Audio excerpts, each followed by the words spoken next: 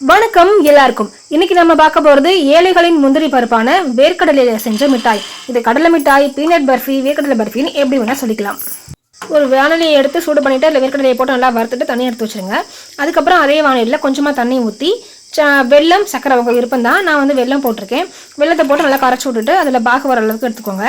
அதுக்கப்புறம் கடலை சூடு ஆறணுன்னா ஒரு தோல்லாம் நீக்கிட்டு நான் இங்கே கொடுத்துருக்க பெனிஃபிட்ஸ் எல்லாம் படிச்சு பாருங்கள். அப்பயே உங்களுக்கு தெரிஞ்சு போயிடும் எவ்வளோ ஹெல்த்தியான ஃபுட் நம்ம பண்ணிட்டு இருக்கோன்னு. இதை ஏன் ஏழைகளின் முந்திரி பருப்புன்னு சொல்கிறாங்கன்னு அடுத்த கிளிப்பில் சொல்லியிருக்கேன், அதையும் பாருங்கள். இந்த பாகில் ஒரு பிஞ்சு சால்ட் சேர்த்துட்டு 1-2 அடிச்சு வச்ச வேர்க்கடலையும் அதில் சேர்த்து நல்லா மிக்ஸ் பண்ணிக்கணும். இந்த மிக்ஸை அப்படியே சூட்டோட எடுத்து ஆல்ரெடி கீ தடவி வச்சிருக்க ஒரு பிளேட்டில் மாற்றிட்டு அப்படியே ஸ்ப்ரெட் பண்ணிவிட்டு உங்களுக்கு வேண்டிய ஷேப்பில் கட் பண்ணிவிட்டு அப்படியே ஆற வச்சிட வேண்டியதுதான். பட் நான் யூஸ்வலாக அப்படி பண்ணுவேன்னா அந்த பேன்லேயே கீ ஆட் பண்ணிவிட்டு அப்படியே ஸ்ப்ரெட் பண்ணி வச்சுருவேன். அது ஆறுனதுக்கப்புறம் அப்படியே செட் ஆயிரும்.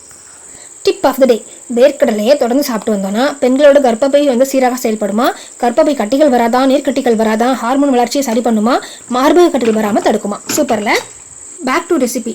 இப்போ நான் எடுக்கிறேன், வரவே இல்லை, அப்படியே ஷாக் ஆகிட்டேன் அப்படின்லாம் சொல்ல மாட்டேன். ஒன்றும் பெரிய விஷயம் இல்லை. லைட்டாக கீழே ஹீட் பண்ணேன், அப்படியே இலகிடுச்சு, ஈஸியாக வந்துருச்சு.